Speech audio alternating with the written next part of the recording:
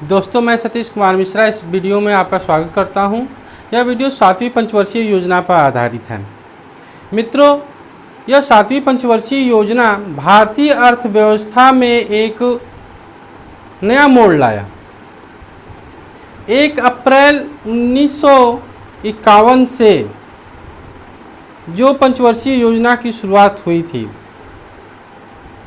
वह 31 मार्च 1985 तक एक अलग स्वरूप में रही, जिसे आदेशात्मक स्वरूप कह सकते हैं। और 1 अप्रैल 1985 के बाद से जिन पंचवर्षीय योजनाओं की शुरुआत हुई या जो पंचवर्षीय योजनाएं चली वो निर्देशात्मक थी। दो चीज ध्यान देने योग्य है इसमें, आदेशात्मक और निर्देशात्मक। आदेशात्मक पूर्ण रूप से सरकारी तंत्र पर आधारित था, जबकि निर्देशात्मक सरकारी तंत्र के साथ साथ निजी तंत्र में इसमें सहयोगी थे।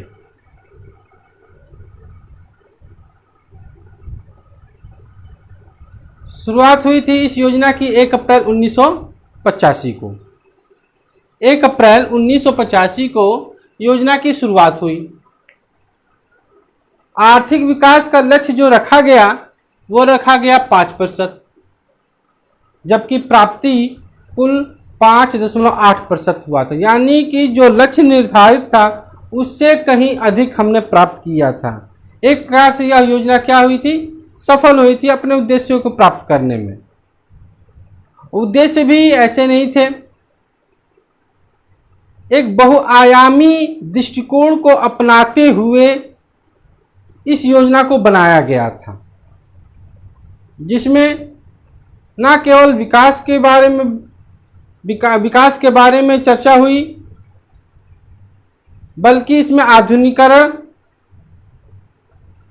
शिक्षा, सामाजिक न्याय, रोजगार, पर्यावरण का संरक्षण, ऊर्जा का संरक्षण और गैर पारंपरिक ऊर्जा स्रोतों के विकास से संबंधित मुद्दों पर भी चर्चा हुई और उनके लिए योजनाएं बनी और उनको क्रियान्वित करने का प्रयास किया गया।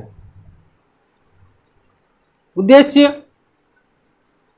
तीव्र विकास, आधुनिकीकरण, आत्मनिर्भरता और सामाजिक न्याय। मित्रों, इन उद्देश्यों को प्राप्त करने के लिए जो एक नारा दिया गया था वो था रोजी रोटी और उत्पादकता का नारा।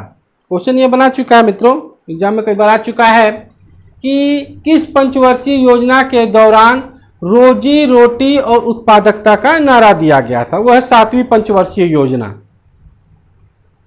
अब इसी दौरान अभियान चला करके बंधुआ मजदूरों को मुक्त कराया गया था और उनको आवास देने के लिए तथा अनुसूचित जाति और जनजाति के निर्धन वर्गों को आवास उपलब्ध कराने के लिए 1985-86 में इंदिरा आवास योजना की शुरुआत की गई। इंदिरा आवास योजना की शुरुआत की गई थी मित्रों। यही पंचवर्षीय योजना है जिसमें सरकारी तंत्र के ऊपर निजी तंत्र को प्राथमिकता दिया गया। यानी कि अगर शेयर की बात करें तो 48% शेयर सरकारी तंत्र का था और 52% शेयर निजी क्षेत्र का था। यानी कि अब धीरे धीरे सरकार जो पहले पंचवर्षीय योजना आदेशात्मक चलाती थी, अब वो निर्देशात्मक की ओर मुड़ रही है। 1985-86 में ही ग्रामीण क्षेत्रों में जहाँ पर नहरें नहीं पहुँच सकती थी, नदियों का विकास नहीं था, नलकूपों का विकास नहीं हुआ था, वहाँ पर सिंचाई की सुविधा बढ़ाने के लिए, खाद्यान्न का उत्पादन बढ़ाने के लिए 10 लाख कुआं योजना चलाया गया 1985-86 के दौरान। इस दौरान कुल ग्रामीण क्षेत्रों में 10 लाख कुओं की खुदाई की गई सिंचाई के उद्देश्य से, और साथ ही साथ ग्रामीण क्षेत्रों में सरकारी तंत्र के सहयोग करने के लिए जो स्वयंसेवी संगठन थे, उनको संयुक्त करके कार्य संपादित करने के लिए, ग्रामीण क्षेत्र का विकास करने के लिए एक परिषद का गठन किया गया 1985-86 में, जिसे कपाट कहा गया। कपाट मित्रों, कपाट के बारे में और डिटेल में हम नेक्स्ट वीडियो में कभी जानेंगे। फिलहाल थोड़ा सा इसके बारे में जान लेते हैं कि यह council for advancement of peoples action and rural technology का फुल फॉर्म है।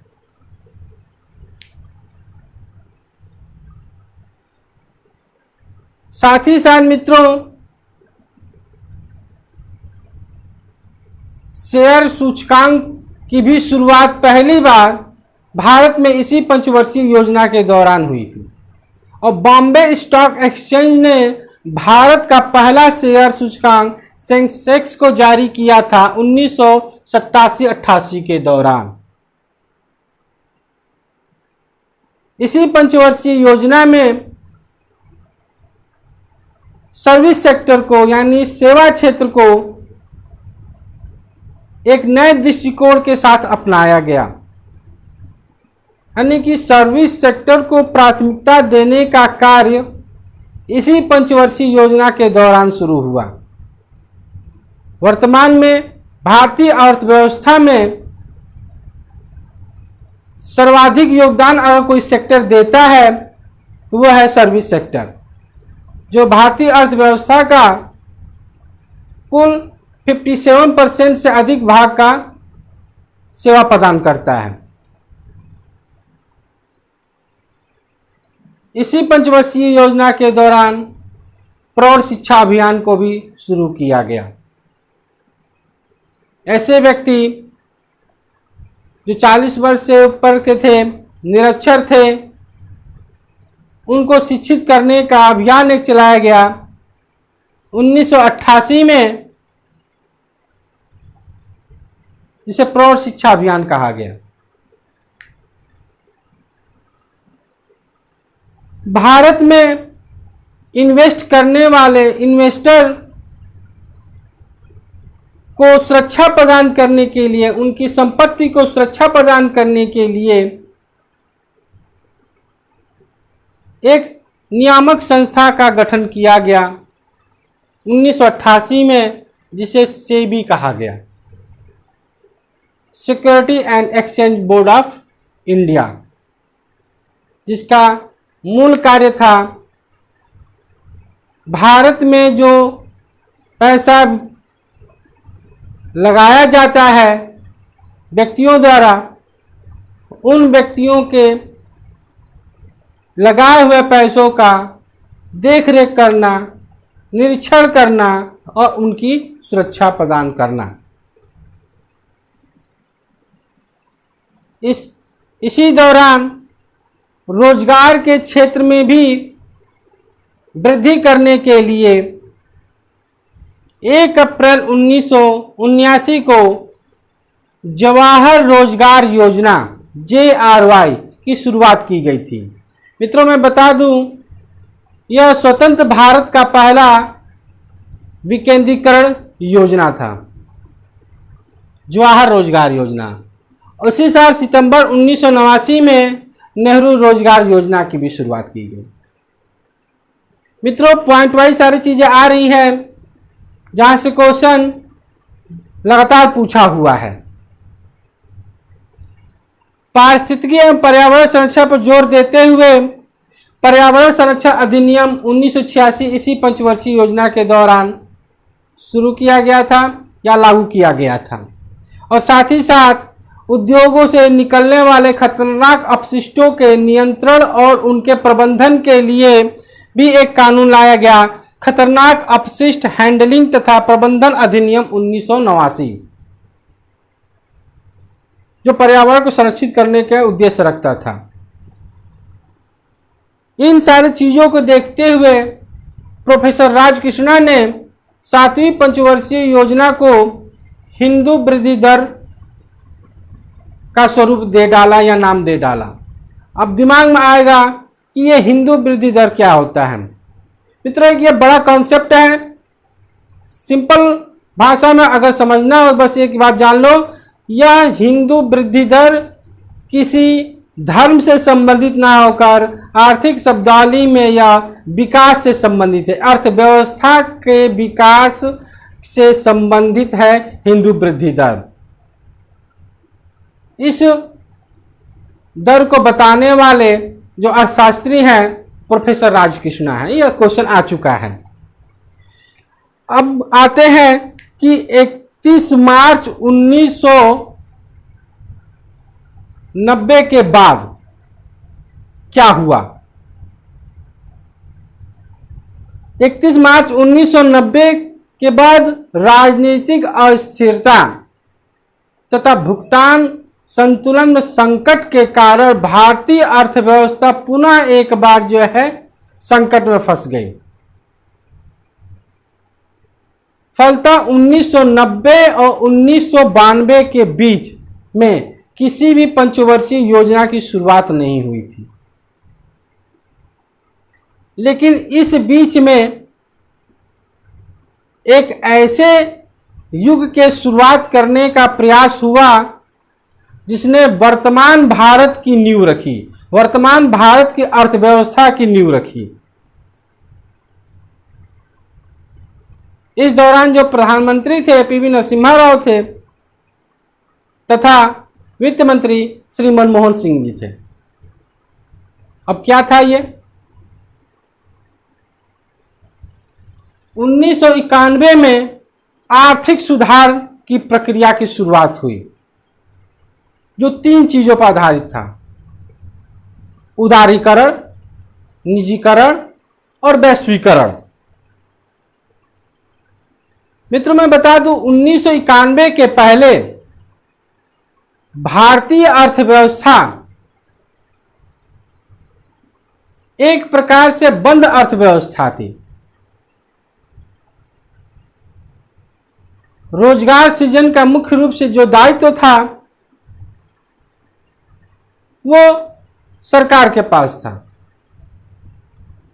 भारत में जनसंख्या वृद्धि तीव्र गति से हो रही थी और सरकार जो है सक्षम नहीं थी इतनी कि जनसंख्या वृद्धि दर के अनुसार जो है कि रोजगार का सृजन करे। इस स्थिति में आर्थिक सुधार करना अत्यंत आवश्यक था। भारतीय अर्थव्यवस्था में निजी क्षेत्रों को प्रमोट करने के लिए 1991 में आर्थिक सुधार की प्रक्रिया की घोषणा की गई, जिससे विभिन्न कंपनियों ने भारत में विनिवेश किया, जिसके कारण लोगों को अधिक से अधिक संख्या में रोजगार प्राप्त हुआ।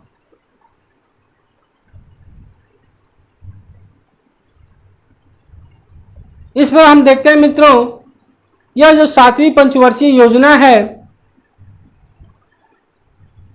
एक विभाजन रेखा बनाता है 1 अप्रैल 1985 के पूर्व और 1 अप्रैल 1985 के बाद। अब आते हैं प्रश्न पे मित्रों, जैसे कि पॉइंट वाइज इस पर डिस्कस किया गया है, प्रश्न भी वैसे ही उठाए हुए हैं कि 7वीं पंचवर्षीय योजना का मॉडल कौन सा है।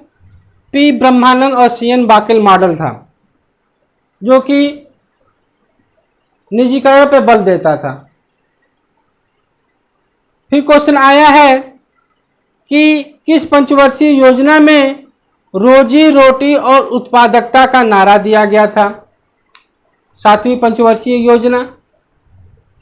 फिर क्वेश्चन उठाया था कि इंदिरा आवास योजना की शुरुआत कब की गई थी, या किस पंचवर्षीय योजना के दौरान इंदिरा आवास योजना शुरू किया गया? फिर क्वेश्चन पूछा है कि विनियोजन में सरकारी तंत्र को कम करके निजी क्षेत्र को बढ़ावा देने का कार्य किस एक पंचवर्षीय योजना के दौरान किया गया? यह योजना है 7वीं पंचवर्षीय योजना। 10 लाख कुआं कार्यक्रम किस पंचवर्षीय योजना के दौरान और कब चलाया गया था? 1985 और 1986 दौरान 7वीं पंचवर्षीय योजना थी। कपाट क्या है? कपाट का फुल फॉर्म क्या है? जैसे बताए थे, कपाट जो है सरकारी तंत्र और स्वयंसेवी संगठनों को मिला करके ग्रामीण क्षेत्रों के विकास के लिए गठित एक परिषद है, जिसका फुल फॉर्म है council for advancement of peoples action and rural technology. भारत का प्रथम सूचकांक कौन सा है? क्वेश्चन पूछा हुआ है। प्रथम सूचकांक सेंसेक्स है, जिसको बीएससी ने शुरू किया था 7वीं पंचवर्षीय योजना के दौरान। किस पंचवर्षीय योजना के दौरान सर्विस सेक्टर का दृष्टिकोण अपनाया गया था? वह 7वीं पंचवर्षीय योजना। ऐसे ही अगला क्वेश्चन पूछ सकता है, प्रौढ़ शिक्षा अभियान की शुरुआत किस एक पंचवर्षीय योजना के दौरान और कब की गई थी? 1988 में प्रौढ़ शिक्षा अभियान के दौरान प्रौढ़ शिक्षा अभियान की शुरुआत की गई थी 7वीं पंचवर्षीय योजना में। ऐसे ही सेबी की स्थापना किस पंचवर्षीय योजना में की गई थी और कब की गई थी? 1988 में किया गया था 7वीं पंचवर्षीय योजना में। स्वतंत्र भारत की प्रथम विकेंद्रीकृत रोजगार योजना कौन सी है? जवाहर रोजगार योजना 7वीं पंचवर्षीय योजना के दौरान शुरू किया गया था 1 अप्रैल 1989 में। और ऐसे ही भारत में स्पीड पोस्ट सेवा की शुरुआत कब की गई थी? 1986 में किया गया था। और किस पंचवर्षीय योजना में पारिस्थितिकी एवं पर्यावरण पर ज़्यादा बल दिया गया है? वह 7वीं पंचवर्षीय योजना। और पर्यावरण संरक्षण अधिनियम कब लाया गया था? किस पंचवर्षीय योजना में लाया गया था? 1986 में 7वीं पंचवर्षीय योजना में लाया गया था। और हिंदू वृद्धि दर का कॉन्सेप्ट किस एक पंचवर्षीय योजना के दौरान देखने को मिलता है? वह है 7वीं पंचवर्षीय योजना। या किस पंचवर्षीय योजना को प्रोफेसर राजकृष्णन ने हिंदू वृद्धि दर कहा है? वह है 7वीं पंचवर्षीय योजना। आशा करते हैं मित्रों, यहाँ से जो भी प्रश्न आएंगे आपको बेहतर तरीके से समझ में आएंगे, बेहतर तरीके से सॉल्व कर लेंगे। धन्यवाद मित्रों।